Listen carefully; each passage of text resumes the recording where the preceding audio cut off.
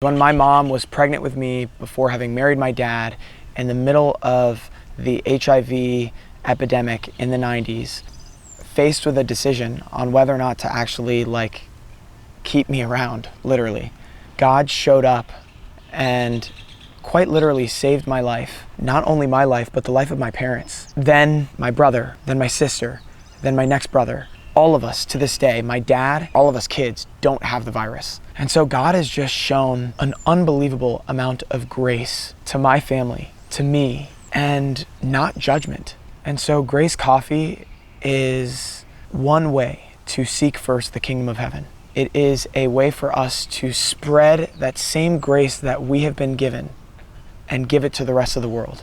And it's ironic that my mom's name is literally Grace, because that is what he has shown our family, what he has given us, and the thing that we want to give to the rest of the world through compassion and helping all these children and actually bringing the light of the gospel to the nations.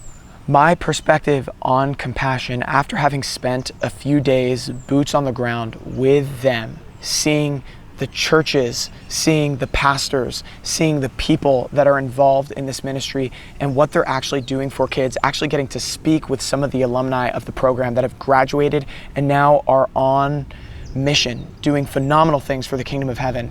The natural offshoot of that is it starts with the kids that are so close and so near and so dear to God's heart. In fact, I love the scene when the disciples are basically pushing away the kids from coming to Jesus.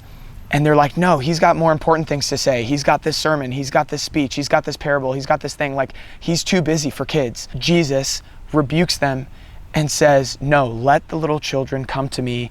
You can't enter the kingdom of heaven unless you become like one of these kids. We, over the past few days, have gotten to experience the joy, the love, the peace, all of that is just on these children's lives.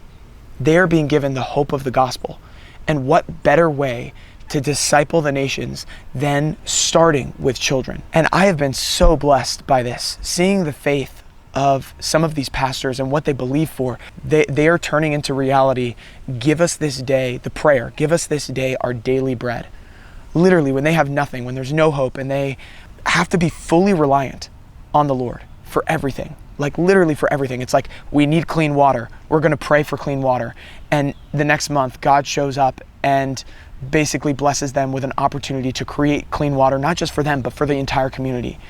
I mean, example after example of the Lord showing up and showing off and making faith active and real. And that is a legitimate problem for us people in America, because we don't have to activate that same level or that same kind of faith that they get to actually act on here. And in many ways, it's a handicap because we are born into what we're born into. Because we have so much, there is a level of responsibility that comes with that we have to act upon. Like the parable of the talents. Because we have been given so much, God is actually expecting something of us. And we need to be able to act on that and move in that calling that he's giving us. I'm 100% sold on what compassion is doing in spreading the light of the gospel throughout the entire world.